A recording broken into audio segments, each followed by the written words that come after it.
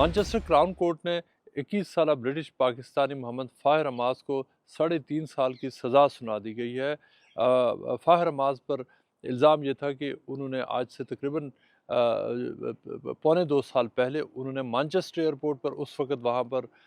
ایک میل اور ایک فیمیل پولیس آفیسر پر والہانہ تشدد کیا جب وہ ان کی والدہ پاکستان سے وہ واپس آ رہی تھی۔ جو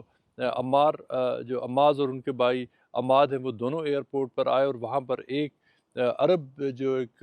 نیشنل تھا، ان کی ماں نے یہ الزام لگایا کہ سفر کے دوران اس نے پاکستانیوں کے خلاف ریسسٹ ریمارکس کیے اور یہ کہ ان کو ہراس کیا۔ جو پرواز تھی آ رہی تھی ایک مڈل ایسٹرن کنٹری سے مانچسٹر ایئرپورٹ پر، اس پر جو وہاں کا اسٹار بکس کیفے ہے انسائڈ دی ایئرپورٹ، وہاں پر جب والدہ نے آئیڈینٹیفائی کیا اس عرب شخص کو، تو عماز ہیں انہوں نے اس پر حملہ کیا اور اس کے بعد وہاں پر اس کو جو الیجڈلی اس کو اسالٹ کیا۔ ان کا یہ موقف تھا کہ جو عرب شخص تھا اس نے پہلے ان کو گالیاں دی، پہلے ان کی والدہ کو گالیاں دی، پھر ایئرپورٹ پر ان کے ساتھ روڈلی بات کی، جس کے بعد انہوں نے اس کو ہیڈ بٹ کیا، یعنی اس کو وہاں پر جو عماز ہے اس نے اس کو سر مارا۔ اس پر پولیس کو بلایا گیا اور جب پولیس آئی اور جو ٹکٹ سے پارکنگ سے وہ نکل رہے تھے تو پولیس نے دونوں بھائیوں اور ان کی والدہ کو روکا، جس پر انہوں نے ریزسٹ کیا پولیس کی اریسٹ اور وہاں پر لڑائی شروع ہوئی۔ اور اس کی جو ویڈیوز ریلیز ہوئی، سب سے پہلے وہ ویڈیو سامنے آئی تھی جس میں یہ دیکھا جا رہا تھا کہ جو پولیس ہے وہ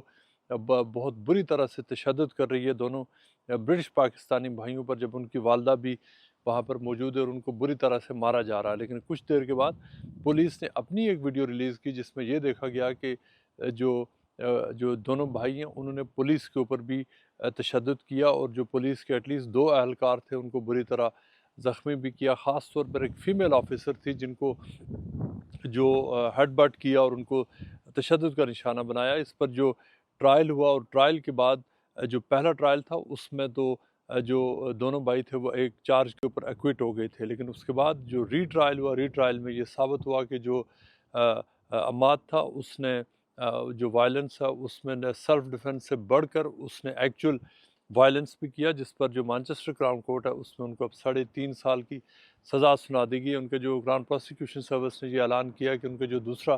بھائی ہے اس کو بھی ایک کاؤنٹ کے اوپر اس کا ری ٹرائل ہوگا۔ جو پولیس ہے، جو پولیس آفیسرز نے جو تشدد کیا اس پر کراؤن پروسیکیوشن سروس آلریڈی کہہ چکی ہے کہ وہ ان کو چارج نہیں کرے گی۔ جو مختلف ہیومن رائٹس گروپس ہیں ان کا یہ کہنا ہے کہ پولیس نے بھی تشدد میں حصہ لیا اور ان کو بھی چارج ہونا چاہیے، اور ایک پولیس آفیسر کے بارے میں کہا جاتا ہے کہ وہ جو مس کنڈکٹ کی جو انویسٹیگیشن ہے وہ